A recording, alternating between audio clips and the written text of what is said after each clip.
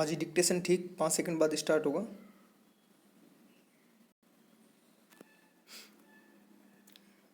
Start.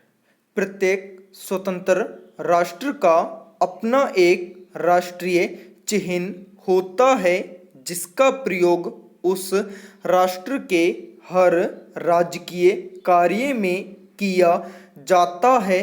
विराम। यही चिन्ह राष्ट्रीय चिन्ह कहलाता है। विराम। जिस प्रकार ब्रिटेन का गुलाब का फूल, पाकिस्तान का चांद तारा, नेपाल का खुखरी, अमेरिका का गोल्डन रोड तथा रूस का हंसिया हथौड़ा राष्ट्रीय चिन्ह है, ठीक उसी प्रकार अशोक चक्र हमारे देश का राष्ट्रीय चिन्ह है। विराम पैरा।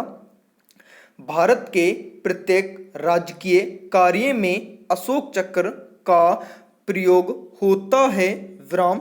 यही कारण है कि सांसदों के पत्रों पर, राज्य एवं केंद्र सरकार की पुस्तिकाओं पर, भारतीय सिक्कों और नोटों पर, राज्यपाल तथा राष्ट्रपति के वाहनों पर एवं राष्ट्रीय स्मारकों पर यह चिन्ह अंकित रहता है। विराम। भारत का राष्ट्रीय चिन्ह सम्राट अशोक द्वारा स्थापित एक शिलालेख से लिया गया है। विराम। उन्होंने अनेक शिल्प स्तंभों का निर्माण कराया था जिन्हें अशोक स्तंभ के नाम से जाना जाता है। विराम।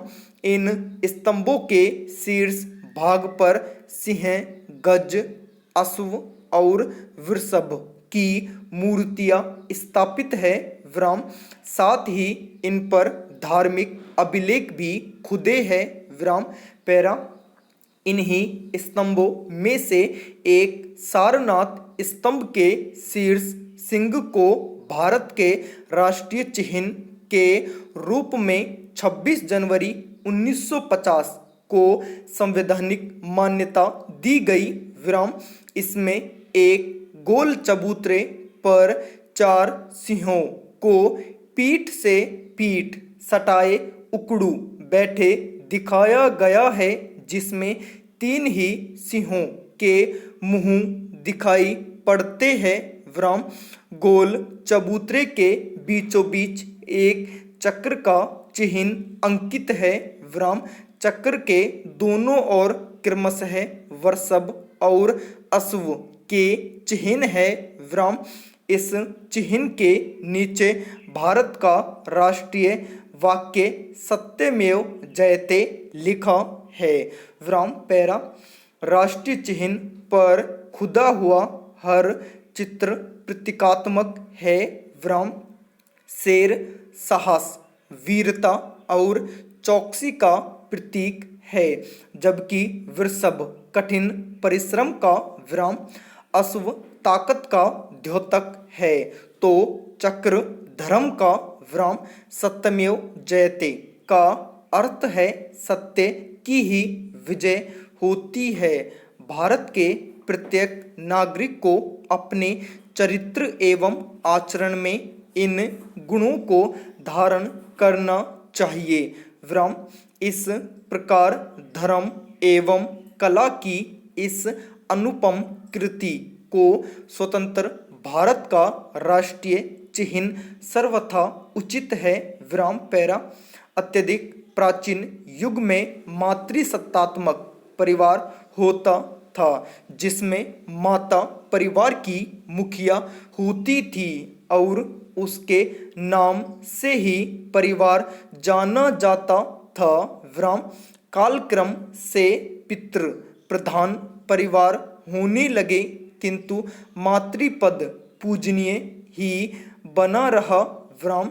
लगभग 3000 वर्ष वैदिक युग में स्त्रियों को श्रेष्ठ सामाजिक अधिकार प्राप्त थे। विराम। उन्हें न केवल वैदिक मंत्रों के पाठ का वरन वेद मंत्रों की रचना करने का भी अधिकार था। विराम। कोई भी धार्मिक अनुष्ठान स्त्री के बिना पूरा नहीं होता था। व्राम, गार्गी, मैत्रेयी, कात्यायनी, अनुसुया, अपाला आदि उस युग की अत्यंत महान नारियां थी। व्राम, स्त्रियां गृह प्रबंध ही नहीं, राज्य प्रबंध और कभी कभी युद्ध क्षेत्र में भी पुरुषों का साथ देती थी। व्राम, कुंती, शकुंतला, रुक्मणी तथा कैकेयी आदि के नाम विभिन्न संदर्भों में उल्लेखनीय है। व्राम पैरा, हमारा इतिहास साक्षी है कि भारतीयों ने नारी जाति को हमेशा सामाजिक प्रतिष्ठा एवं सर्वोच्च स्थान प्रदान किया है। व्राम, वैदिक युग में नारी सामाजिक अभ्यर्चना की पात्र थी। व्राम, प्रकृति स्वरूपा।